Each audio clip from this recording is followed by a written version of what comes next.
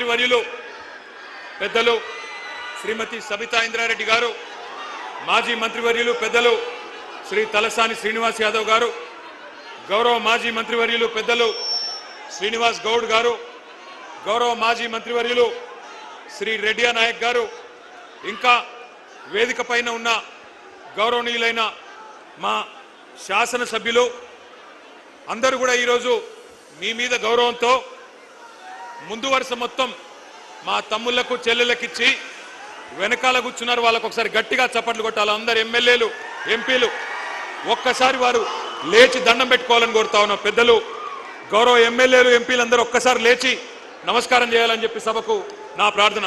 గౌరవ శాసనసభ్యులు, శాసన మండలి సభ్యులు, మాజీ మంత్రివర్యులు వారందరికీ ధన్యవాదాలు.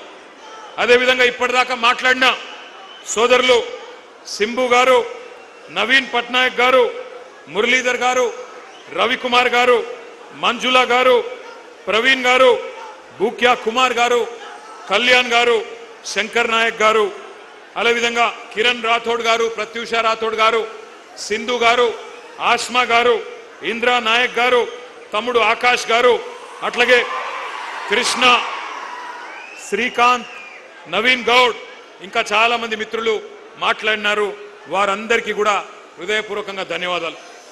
కానీ వాళ్ళు ఇక్కడికి వచ్చినాక మీ ఉత్సాహం చూస్తుంటే ఒకటే అనిపిస్తా ఉన్నది, రేవంత్ రెడ్డి గారు ఇప్పటిదాకా ఒక లెక్క, ఈ జోష్ చూస్తుంటే ఇక్కడి నుంచి మరొక లెక్క స్టార్ట్ అవుతుంది నీకు. ఎందుకంటే ఇక్కడికి వచ్చింది మామూలు పిల్లలు కాదు, ఉడుకు నెత్తురుతో ఊరకలెత్తే యువతరం ఇక్కడికి వచ్చింది. నెత్తురు మండే నవతరం ఇక్కడికి తరలి వచ్చింది. జంగ్ సైరన్ మోగించడానికి వచ్చిన మా యంగ్ జనరేషన్ కు హృదయపూర్వకంగా నమస్కారాలు. కాకతీయ, ఉస్మానియా, మహాత్మా గాంధీ, పాలమూరు, శాతవాహన వివిధ విశ్వవిద్యాలయాల నుండి ఇక్కడికి తరలి వచ్చిన మా తమ్ముళ్లకు చెల్లెళ్లకు ప్రత్యేక నమస్కారం. అశోక్ నగర్ నుండి, దిల్సుఖ్ నగర్ నుండి, చిక్కడపల్లి నుండి, వివిధ కోచింగ్ సెంటర్ల నుండి ఇక్కడికి తరలి వచ్చిన మా పోటీ పరీక్షలకు ప్రిపేర్ అవుతున్న అభ్యర్థులందరికీ నమస్తే. పెద్దలు ఎప్పుడో చెప్పారు, యువశక్తి శివమెత్తితే పోరాటాలు పోటెత్తుతాయి, నవశక్తి విజృంభిస్తే విప్లవాలు విరబూస్తాయి, మీరు పిడికిలి బిగిస్తే పీఠాలే కదిలిపోతాయి, మీ గలాలు గర్జిస్తే కుర్చీలు కూలిపోతాయి. రేవంత్ రెడ్డి గారు గుర్తుపెట్టుకోండి, మీరు కదం దొక్కితే ఉద్యమాలు ఉప్పెనలైనాయి. గతంలో తెలంగాణ ఉద్యమం చూసినాం ఏ రకంగా. మరి తెలంగాణ ఉద్యమంలో యువత కలిసి వచ్చిన తర్వాత పెద్దలు కేసీఆర్ గారి నాయకత్వంలో ఏ రకంగా రాష్ట్రాన్ని సాధించుకున్నామో కూడా ప్రపంచం మొత్తం చూసింది. ఇవాళ ఎందుకు కలుసుకున్నాం ఇక్కడ, మనం ఎందుకు ఇంతమంది ఇక్కడికి వచ్చినాం, ఒక్కసారి గుర్తు చేయాల్సిన బాధ్యత మా అందరి మీద ఉన్నది. రేపటి తెలంగాణ నిర్మాతలు మీరు, రేపటి ఈ దేశ భవిష్యత్తుకు నిర్ణేతలు మీరు.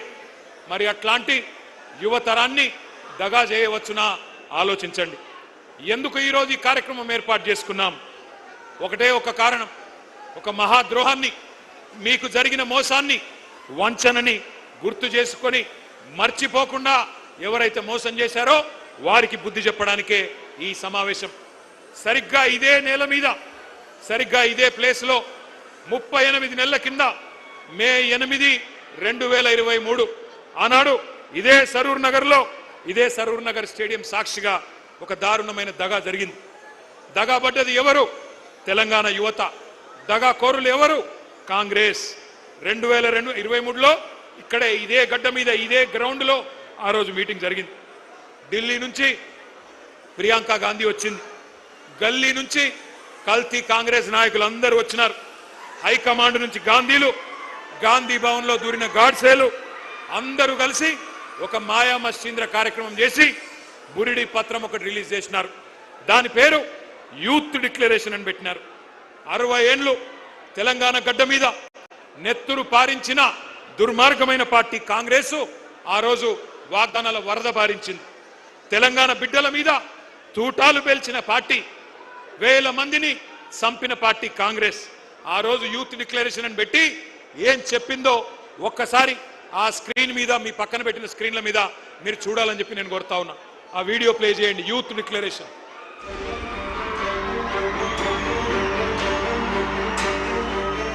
We have released a detailed job calendar for 2 lakh government jobs in the first year of our government.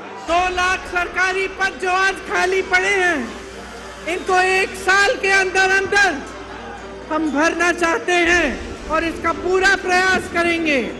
भर्ती के लिए हर साल एक जॉब कैलेंडर बनाया जाएगा। बेरोजगार युवाओं के लिए हर महीने 4,000 रुपए बेरोजगारी भत्ता हम कह रहे हैं देंगे।